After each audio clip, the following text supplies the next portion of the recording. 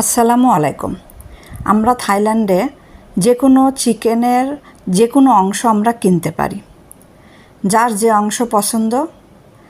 কেউ চিকেনের পা পছন্দ করে, কেউ শুধু বেস্ট পছন্দ করে। ঠিক ওরকম পার্ট পার্ট করা আছে, যার যেটা ভালো লাগে সে সেটা কেনে। এক একটা অংশের এক এক রকম দাম। আবার কেউ ইচ্ছে করলে সব ধরনের অংশই কিনতে পারে। এখানে শুধু পা, রান থান একসাথে।